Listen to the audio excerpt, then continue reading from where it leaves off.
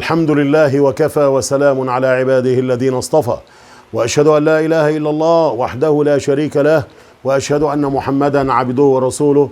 اللهم صل وسلم وبارك على نبينا محمد وعلى آله وصحبه أجمعين، وبعد.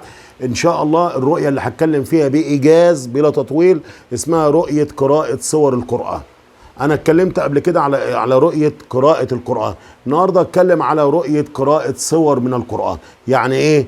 يعني إن واحد زي حالاتي لقى نفسه بيقرأ آية الكرسي. إذا لقيت نفسك بتقرأ آية الكرسي أبشر أبشر، حفظ من المصائب، شفاء من المرض، حرية للمسجون، خير واسع عميم لك ولمراتك ولأولادك. طبعا الكلام ده كله بينطبق على الشباب وعلى البنت العزباء وعلى المرأة المطلقة وعلى الأرملة وعلى الحوامل وعلى الجميع الصغار وكبار. طيب إذا رأيت نفسك في المنام بتقرأ سورة إبراهيم، يعني معناها إيه؟ براءتك من الاتهام المسند إليك ستظهر، تلازم الخير، مظلوم يعود له الحق، ترقب حسن الخاتمة، انتصار على الأعداء، تمكين لك في الأرض.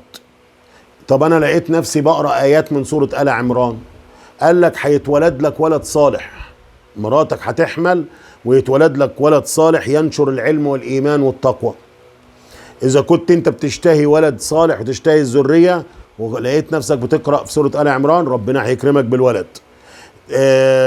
من معاني القراءة أيضا في الرؤية بر الوالدين، أنت بعيد عن القبح، أنت قريب من الله. ناهيك بقى عن أن سورة آل عمران مليانة فتوحات، مليانة أسباب النصر، مليانة أسباب الأمر بالمعروف والنهي عن المنكر، فقراءتها خير. طب أنا لقيت سورة الأعلى، سبح اسم ربك الأعلى، أنت كثير ما تتقرب إلى ربك سبحانه وتعالى بالذكر، وكل صعب في حياتك هيهون ويصير سهلا إن شاء الله. أبشر. طب أنت لقيت نفسك بتقرأ في سورة الأحزاب، وما أدراك ما سورة الأحزاب، بدايتها حديث من القرآن على النبي صلى الله عليه وسلم، اتق الله داوم على تقواه، وجواها الصلاة على النبي وحياة بيت النبوة، والنهاية براءة سيدنا موسى. ادي سورة الأحزاب. يبقى في سورة الأحزاب لو لقيت نفسك بتقراها، أنت قريب من الله وأنت تحب الأنبياء عامة ورسولنا خاصة، وفي شيء ضايع منك خلي بالك هيرجع لك قريب إن شاء الله. طب لقيت نفسك بتقرأ سورة الأنبياء، خير كثير وعلم وفير ونصر وهزيمة للأعداء. لقيت نفسك بتقرأ سورة قل هو الله أحد، أنت مخلص في دينك ومتبع طريق التوحيد، وستكون إن شاء الله من الصالحين ويرزقك الله التوبة.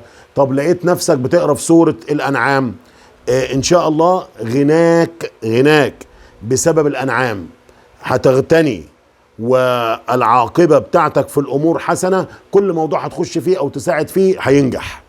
طب لقيت نفسك بتقرأ سورة الأنفال، هتلاقي أنت هتنتصر على الأعداء وتحقق مكانة عالية وهتحصل على مرادك وربنا هيريح بالك يا رب. لقيت نفسك بتقرأ سورة الإنسان، هل أتى على الإنسان حين من الدهر، دي نجاته من العذاب، وأنت تفعل الخيرات، يعني أنت رجل من الصالحين وأنت تخاف من الله، فأبشر الكل اللي جاي لك خير إن شاء الله.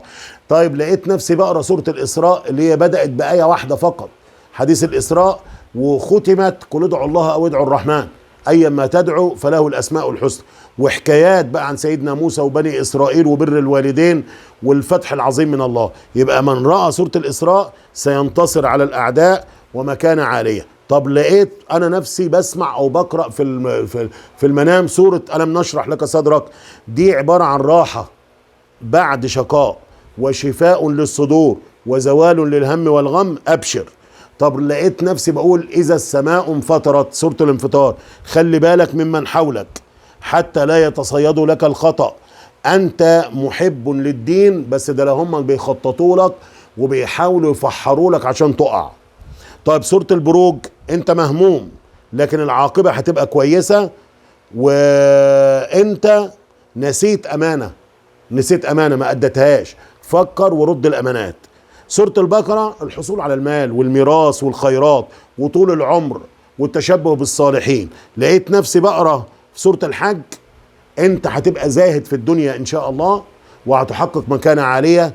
وطبعا القرآن الكريم زي ما انتم عارفين 114 سورة، كل قراءة للقرآن وآيات النعيم وآيات الرحمة بتبشرك بالخير اللي قادم. زي اللي بيقرأ ياسين، ده قلب القرآن، فيها سبعة مبين، يعني الطريق واضح. اللهم إنا نسألك الهدى والتقى والعفاف والغنى وطهارة القلب وطهارة النفس، ونسألك أن نبتعد عن الأشرار ولا نكون منهم.